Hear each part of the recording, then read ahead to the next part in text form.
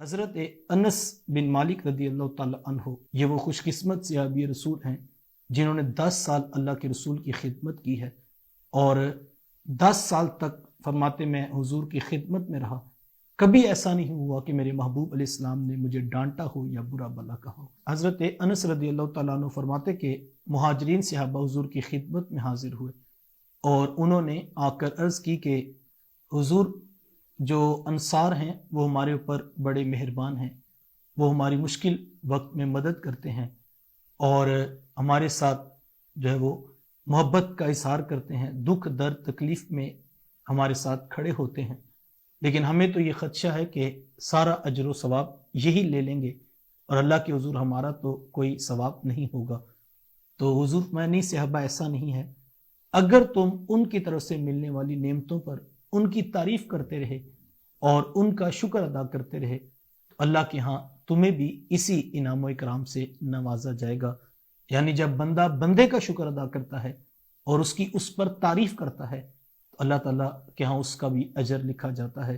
یقیناً جس کو ضرورت ہے، کسی نے اس کی مدد کر دی ہے تو اس کے پاس اسی طرح کی مدد کرنے کے اس کے پاس تو وسائل نہیں ہیں، تو اگر وہ صرف اس کی تعریف کر دے۔ یہاں پر ایک بڑی باریک بات سمجھنے کی ہے کہ جس شخص نے انعام کیا ہے، جس نے کسی پر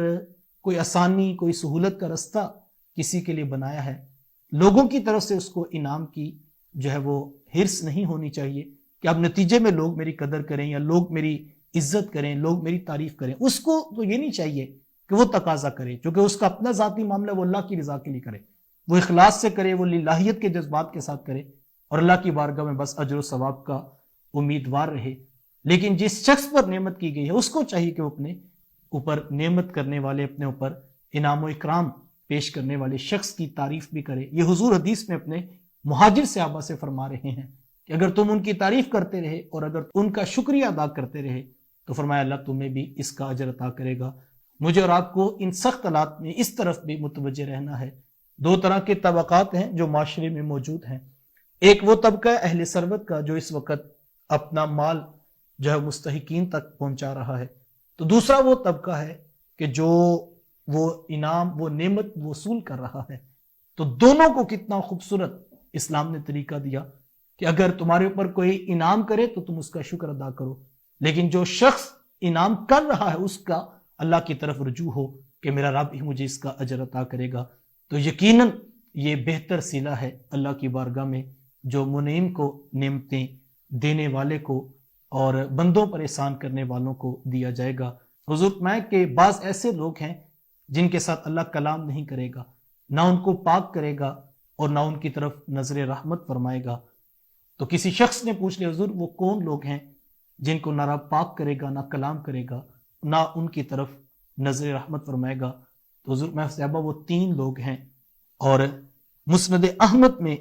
ان 3 لوگوں کو گنوایا گیا ہے کہ حضور علیہ السلام نے فرمایا کہ ماں باپ سے بے رغبتی کرنے والا شخص، جو ماں باپ سے بری ذمہ ہو گیا ہے اور ان کی دیکھ بھال، ان کا خیال نہیں رکھتا، فرمایا وہ شخص ہے کہ اللہ اس کو نہ پاک کرے گا، نہ اس کی طرف دیکھے گا اور نہ اس کی طرف نظر رحمت فرمائے گا۔ اور دوسرا فرمایا کہ جو اپنی اولاد سے بری ذمہ ہو گیا، یعنی باپ ہے تو اولاد کا خیال رکھے، اولاد ہے تو ماں باپ کا خیال رکھے۔ اور تیسرا حضور نے فرمایا کہ وہ شخص کہ جس پر اللہ نے کوئی ایسا شخص بھیج دیا جس نے اس کی مدد کی، اس کے اوپر نعمت عطا کی، اس کو شکریہ کا موقع دیا، لیکن اس نے اس سے بے رغبتی کا اظہار کیا۔ جس نے آپ کے اوپر انعام کیا ہے، جس نے آپ کے اوپر جب احسان کیا ہے، حق یہ ہے کہ آپ اس کا شکریہ ادا کریں اور آپ اس کی تعریف کریں، آپ اس کا جو ہے وہ اچھے انداز میں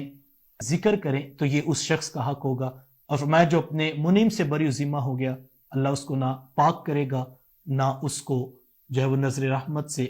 عطا فرمائے گا۔ مجھے اور آپ کو ہمیشہ اس بات کا خیال رہے کہ اگر ہم نعمتیں بانٹنے والے ہوں تو ہم اللہ کی بارگاہ میں اخلاص کے ساتھ اس کی بارگاہ سے اجر کی دعا کرتے رہیں،